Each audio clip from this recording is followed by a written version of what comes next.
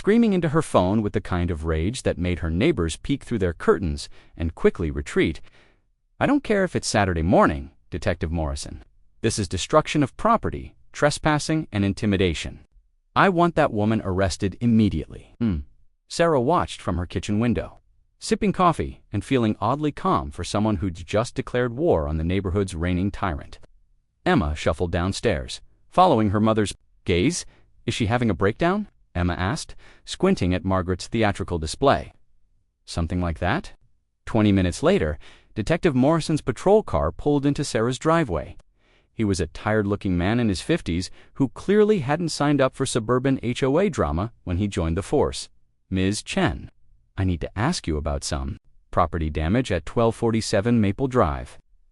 Sarah opened her door with a smile that was almost genuine. "Of course, Detective." They sat at Sarah's kitchen table while Detective Morrison explained Margaret's complaint. Sarah listened with appropriate concern, occasionally nodding as if hearing these details for the first time. "Mrs. Whitmore claims you threw a brick through her fence sometime after 2 a.m. last night. That's quite an accusation." Sarah set down her coffee cup. "Do you have any evidence?" "She has security footage of the fence being damaged and a brick with an engraved message that says, 'Return to sender.'" "Interesting. And what exactly am I supposed to be returning?" Detective Morrison consulted his notes. "She mentioned something about bricks being thrown into your pool." Sarah's expression shifted to perfectly calibrated surprise. "Oh, you mean these?" She led him to the sliding door and pointed to 3 red bricks sitting on her patio table. "I've been finding these in my pool for the past week. I was planning to file a report myself." "You have bricks that were thrown into your pool. 3 of them. Someone's been trespassing on my property and vandalizing my pool. I have security footage if you'd like to see it." Detective Morrison's tired expression grew more interested. Sarah pulled up the video on her laptop, showing the night vision footage of a figure climbing her fence and throwing bricks into her pool. "Can you make out who it is?" "The footage isn't clear enough for positive identification," Sarah said truthfully. "But I have my suspicions." Detective Morrison studied the screen, then looked at the 3 bricks on Sarah's table. "And you say you found these in your pool?" "Yes, the first one had no note, but the second and third came with threatening messages." Sarah produced the waterproof bag containing the typed note. "Someone thinks I don't belong in this neighborhood." The detective read the note, his expression darkening. "This constitutes harassment and intimidation." "When did you plan to report this?" "I already hired a private investigator. I was documenting everything before filing an official complaint, and the brick with return to sender." Sarah met his eyes steadily. "Detective, if someone had been throwing bricks at your family's home for a week and you finally discovered who was doing it, wouldn't you want to return their property?" Detective Morrison was quiet for a long moment. "Ms. Chen, I need to ask this directly. Did you throw a brick through Mrs. Whitmore's fence last night?" "I returned stolen property to its rightful owner." "That's not exactly a denial. It's the truth." Detective Morrison closed his notebook. "This seems like a civil matter between neighbors. I'd recommend both parties file harassment complaints and let the courts sort it out." After he left, Sarah allowed herself a moment of satisfaction. Margaret had expected the police to solve her problem, but instead, she'd only succeeded in creating an official record of her own harassment campaign. The satisfaction lasted exactly 2 hours. Sarah was weeding her flower bed when she heard the rumble of heavy machinery. A concrete truck was backing into Margaret's driveway, followed by a landscaping crew with sledgehammers and shovels. "What are they doing?" Emma asked, joining her mother at the fence line. Sarah's stomach dropped as she realized Margaret's strategy. Within an hour, Margaret's crew had demolished the damaged section of fence and begun pouring concrete footings for what appeared to be an 8-foot block wall. The foreman, a weathered man named Carlos, looked uncomfortable when Sarah approached. "Excuse me, are you aware this construction might be undisputed property?" Carlos wiped sweat from his forehead. "You got a problem with the property line? Take it up with the owner. The owner is violating city building codes. That wall is going to block my access to the utility easement, not my problem." By evening, Margaret had a 6-foot concrete wall rising along the back of her property.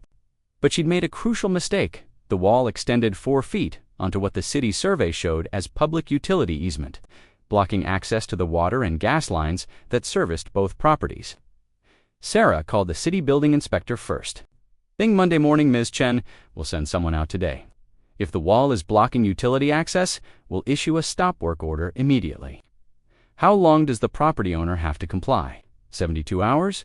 Or we start issuing daily fines. If they don't comply within 2 weeks, we'll tear down the structure at their expense." Sarah smiled as she hung up. Perfect. The inspector arrived Tuesday morning. A nonsense woman named Janet Rodriguez, who took one look at Margaret's wall and started writing citations. "This is a clear violation of Municipal Code 47.32, she told Margaret, who had appeared at her back door in full battle regalia. White suit, clipboard, and an expression of absolute entitlement. "The wall extends into public easement and blocks utility access. You have 72 hours to remove the offending portion." "That's impossible," Margaret snapped. "This is my property. I have every right to build on my own land." "Ma'am, utility easements are clearly marked on all property. Surveys. Ignorance isn't a defense. I demand to speak to your supervisor." Janet Rodriguez had clearly dealt with Margaret's before. "You can file an appeal, but the stop work order takes effect immediately. Any continued construction will result in additional fines." Margaret's face flushed red. She turned to glare at Sarah, who was watching from her deck with obvious satisfaction. "This is harassment," Margaret shouted across the yards. "You're using the city to attack me personally, Mrs. Whitmore," Sarah called back sweetly. "I'm just following the rules. You know how important community standards are." That evening, Margaret's revenge was swift and vicious. Sarah came home from work to find a citation taped to her front door, not from the HOA, but from the city code enforcement office. Violation, notice, unpermitted pool installation. Section 15.7, 4 requires all in-ground pools to have proper permits and inspections. Structure must be removed or properly permitted within 30 days. Sarah stared at the notice, her heart pounding. She had permits for the pool. She'd filed them properly, paid all the fees, and passed every inspection. But as she looked closer at the citation, she saw the problem. The permit number listed was wrong by a single digit. Margaret had filed a false complaint with the city, claiming Sarah's pool was unpermitted. Even though Sarah could prove otherwise, she'd have to navigate city bureaucracy to get the citation dismissed. In the meantime, the violation would remain on her property record, potentially affecting her ability to sell or refinance. It was brilliant, vindictive, and exactly the kind of bureaucratic warfare Margaret excelled at. Sarah called the city permit office, only to be told that the inspector who'd originally signed off on her pool had retired, and his records were in transition. Resolving the matter could take weeks. "This is insane," Emma said that night, reading over the citation. "Can she really just lie to the city like that?" "She's not technically lying. She's claiming she has reason to believe the pool is unpermitted. The burden of proof is on us to show otherwise, but you have the permits." "I have copies. The original permits are in the city's system, and apparently that system is under review." Emma flopped onto the couch with teenage indignation. "So what do we do?" Sarah looked at her daughter, remembering why they'd moved to Willowbrook. In the first place, after the divorce, after the custody battle, after rebuilding their lives from scratch, they'd chosen this neighborhood because it seemed safe and stable. But safety was an illusion when someone like Margaret Whitmore decided you didn't belong. "We fight back," Sarah said finally. The next morning, Sarah called Riley Martinez, the private investigator she'd hired to document Margaret's harassment. "I've got good news and bad news," Riley said. "The good news is your neighbor has a history. Margaret Whitmore has been involved in 17 HOA disputes over the past 5 years. 12 of those families eventually moved away. What's the bad news? She's very good at it.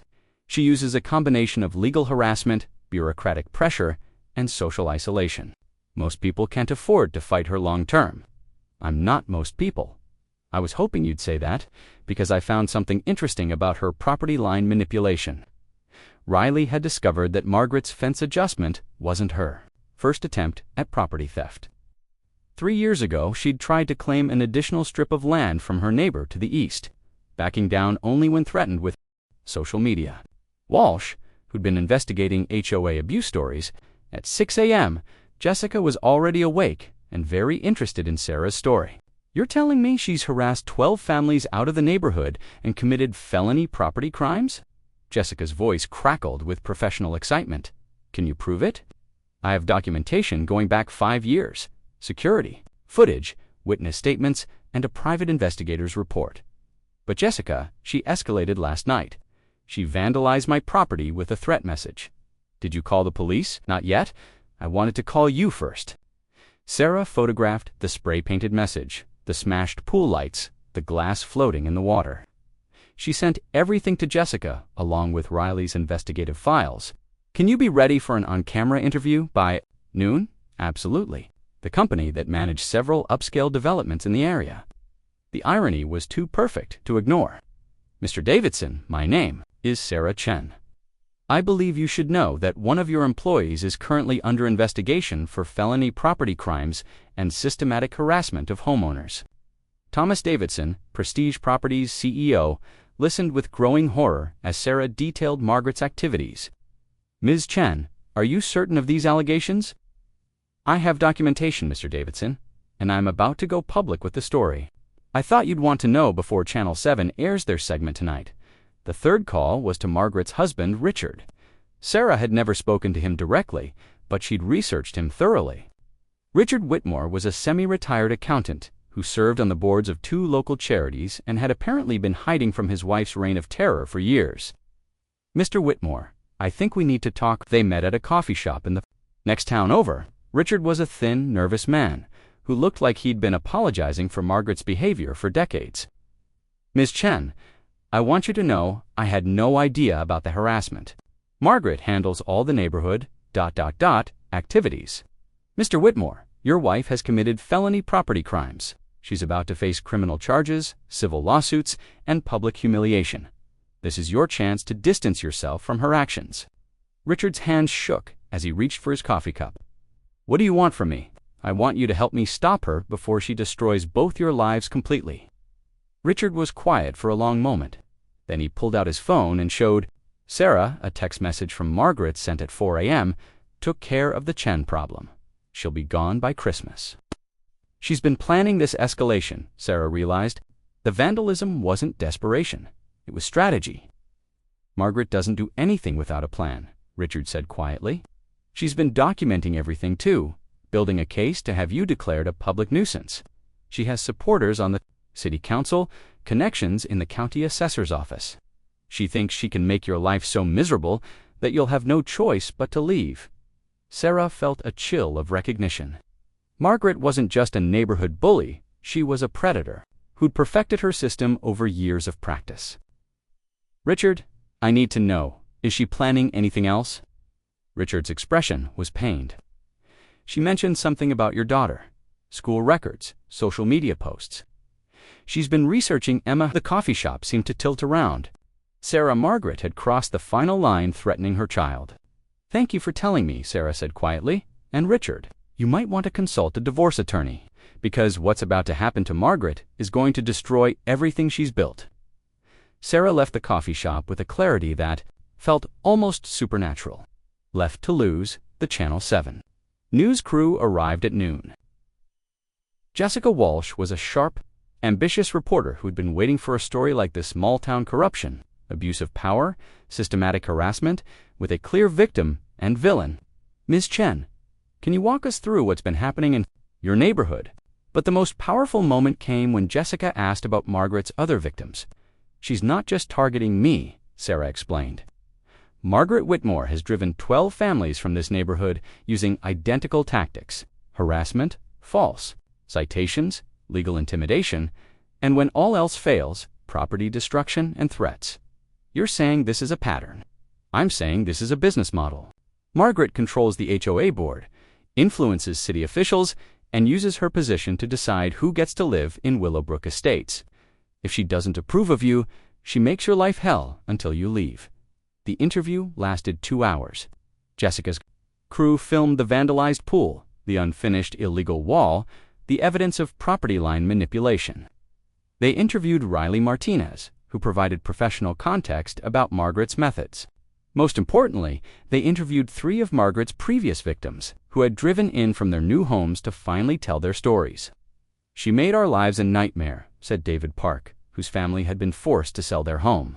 2 years earlier, every day brought new citations, new complaints, new ways to make us feel unwelcome.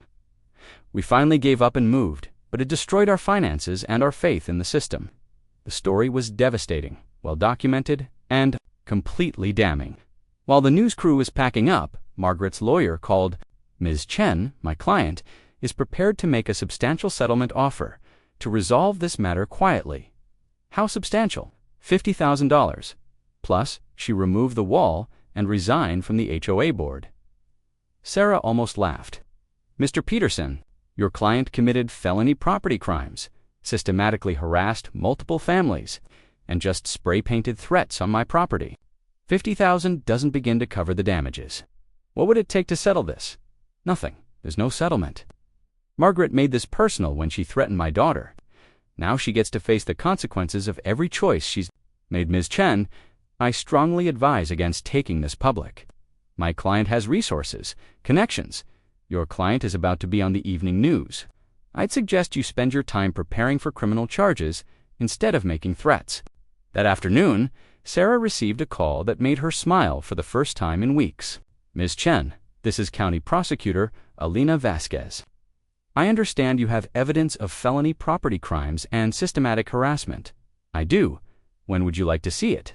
"How about right now?" Alina Vasquez was exactly the kind of prosecutor Sarah had hoped for, a woman in her 40s who'd built her career on protecting victims and had zero tolerance for bullies with connections. "Ms. Chen, what I'm seeing here is conspiracy to commit harassment, destruction of official survey markers, property encroachment, and criminal intimidation. The property crimes alone carry a potential sentence of 2 to 5 years. What about the other victims? We'll be interviewing all of them, and the connections she has. The city council, the county assessor." Elena's smile was sharp. "Corruption is my specialty. If Margaret Whitmore has been using official connections to facilitate harassment, those people are going down with her." The Channel 7 story aired at 6 p.m. Sarah watched with Emma, became public. Jessica Walsh had crafted a masterpiece of investigative journalism. The story opened with footage of Sarah's vandalized pool, then expanded to show Margaret's pattern of harassment, the evidence of property crimes, and interviews with multiple victims. The piece painted a picture of systematic abuse enabled by corrupt officials and a broken system. When Jessica stood in front of Margaret's house, the same house with the illegal wall, the perfectly manicured lawn, and the windows that had watched Sarah's family for months, "Margaret Whitmore declined our request for an interview," Jessica reported, "but her actions speak louder than words. For years, she's used her position to decide who belongs in this neighborhood and who doesn't. Today, 12 families and one determined mother are saying enough." Sarah's phone started ringing immediately. Other news outlets wanting follow-up interviews. Neighbors she'd never met expressing support. The state attorney general's office requesting copies of her documentation, but the call that mattered most came at 8:47 p.m. "Mom, it's Richard Whitmore." She's been arrested." Sarah felt a rush of satisfaction so pure it was almost frightening. "What are the charges?" "Felony destruction of survey markers, criminal trespass, intimidation, and conspiracy. They're also investigating her connections to city officials." "Mom, she's looking at real prison time." "Good. There's something else. The HOA board called an emergency meeting tonight. They voted unanimously to our..." The brick crashed through the summer air in slow motion, shattering the perfect blue surface of Sarah's pool like a declaration of war. But when she pulled that dripping red clay from the chlorinated water, her hands trembling with rage, Margaret Whitmore had no idea she'd just awakened something far more dangerous than a frustrated homeowner. She'd unleashed a woman who'd spent 15 years playing by rules that were about to be rewritten. The next sound Margaret heard wasn't the splash she expected. It was the splintering crack of her pristine white fence, and the beginning of the end of everything she thought she controlled. The first thing Sarah Chen noticed when she moved to Willowbrook Estates wasn't the manicured lawns or the matching mailbox. It was the woman in the white Mercedes convertible who slowed to a crawl every time she passed Sarah's house. her pale eyes cataloging every blade of grass like a predator memorizing prey. Margaret Whitmore had been the self-appointed guardian of Willowbrook's community standards for 12 years, wielding her HOA board position like a scepter. She lived in the largest house on Maple Drive, a colonial monstrosity with columns that seemed designed to look down on everything around them. Her husband Richard was rarely seen, presumably hiding in whatever corner of their mansion offered the most distance from Margaret's perpetual indignation. Sarah had moved to Willowbrook 6 months ago with her teenage daughter Emma, hoping for a fresh start after her divorce. The house was modest, but perfecta split-level, with a small backyard, where she'd finally installed the pool she'd dreamed of for years. It wasn't large or elaborate, just a simple rectangular oasis where she could float away her stress after long days at the marketing firm downtown. The first citation arrived on a Tuesday morning, printed on official HOA letterhead, and tucked into her mailbox like a passive-aggressive love letter. Violation notice. Pool equipment visible from street view. Section 4.7.2 of Community Guidelines states that all mechanical equipment must be screened from public view. You have 14 days to comply or face fines of $50 per day. Sarah had stared at the notice, then at her pool pump, which was barely visible behind a small hedge she'd planted specifically to screen it. She'd called the HOA office, spoken to a board secretary who'd transferred her to Margaret's voicemail. Her message was never returned. The second citation came 3 days later. This time, it was about her mailbox, apparently the brushed steel finish didn't match the approved colonial aesthetic. Sarah had bought the mailbox specifically because it was listed in the HOA's welcome packet as an acceptable option. By the fourth citation, this one claiming her garden gnome was inappropriate outdoor decoration. Sarah realized she wasn't dealing with rule enforcement. She was dealing with harassment. "Mom, just ignore her," Emma had said, sprawled across the couch with her laptop. At 17, Emma had perfected the art of teenage indifference, but Sarah could see the concern in her daughter's eyes. They'd moved here for peace, not for war. But Margaret Whitmore wasn't interested in peace. The escalation began on a Saturday morning in July. Sarah was floating in her pool, eyes closed, letting the sun bake away another week of corporate stress, when she heard the deliberate click of high heels on pavement. She opened her eyes to find Margaret standing at her back fence, clipboard in hand, her white hair pulled into a helmet-like style that made her look like a disapproving school principal. "Ms. Chen," Margaret called out, her voice cutting through the summer air like a blade. "I need to discuss your landscaping choices." Sarah sighed, swimming to the pool's edge. Margaret was wearing a cream-colored blazer in 90-degree heat, her face flushed but determined. Behind her, Sarah could see Margaret's own backyard, a sterile expanse of green grass, without a single flower or personality. "What seems to be the problem now, Mrs. Whitmore?" "Those plants along your fence line," Margaret gestured with her pen toward Sarah's carefully tended flower bed. "They're not on the approved plant list. Section 6.3.1 clearly states those are marigolds and petunias," Sarah interrupted, hoisting herself out of the pool and grabbing a towel. Water dripped onto her deck, and she noticed Margaret's eyes narrow at the puddles. "They're literally pictured in the HOA handbook as examples of acceptable flowers. The handbook is outdated. We updated the approved list in March. I never received any update." Margaret's smile was thin and sharp. "All homeowners were notified via the community newsletter." "I never received a newsletter. That's not our responsibility. Homeowners are expected to stay informed of community standards." Sarah felt her patience fraying like a rope under tension. "Mrs. Whitmore, what exactly is your problem with me?" The question hung in the air between them. For a moment, Margaret's composed mask slipped, revealing something raw and angry underneath. "My problem," Margaret said slowly, "is that some people think they can move into an established neighborhood and do whatever they please. Willowbrook has standards, Ms. Chen, standards that maintain property values and community cohesion. Your destins don't align with our vision. My additions, you mean my pool, my flowers, my mailbox, that's literally from your approved vendor list, your presence," Margaret said quietly, the words landing like a slap. The two women stared at each other.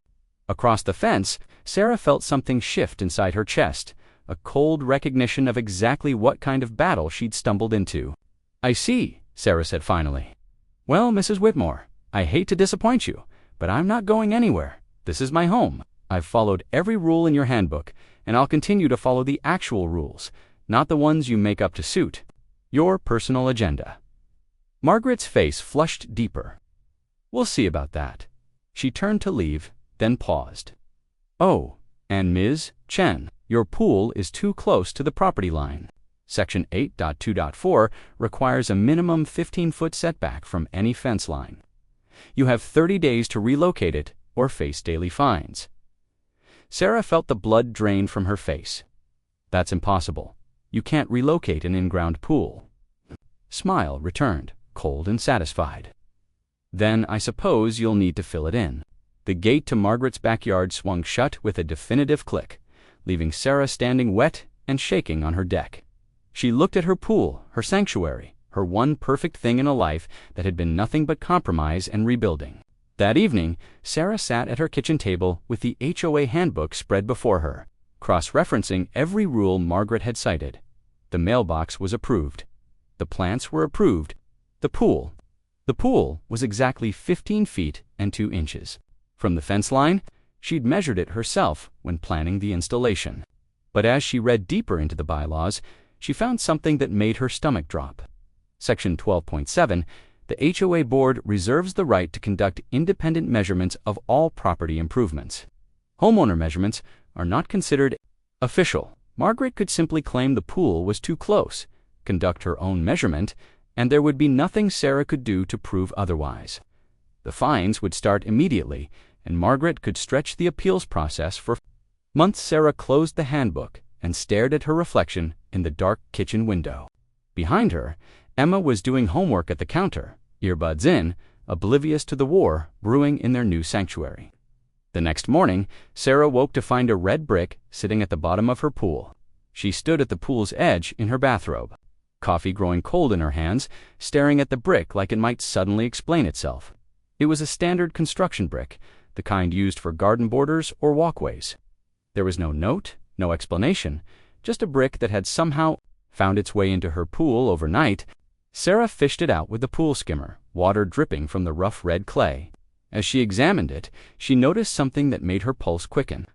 One corner was chipped, revealing the distinctive yellow clay underneath that was used in only one place in Willowbrook Margaret Whitmore's garden border. "What the hell?" Emma's voice made Sarah jump. Her daughter stood in the doorway, still in pajamas, staring at the dripping brick. "I found it in the pool this morning." "Did? Someone throw it over the fence?" Sarah looked at the 8-foot privacy fence that surrounded her backyard, then at the trajectory needed to land a brick in the center of her pool. Someone would have to throw it pretty hard to clear that fence and reach the pool. Emma's eyes widened as the implications sank in. "Mom, that's crazy. Who would do something like that?" Sarah didn't answer, but her gaze drifted to the white colonial visible through the trees, its windows gleaming in the morning sun like watching eyes. The second brick appeared 3 days later. This time, Sarah was muddy.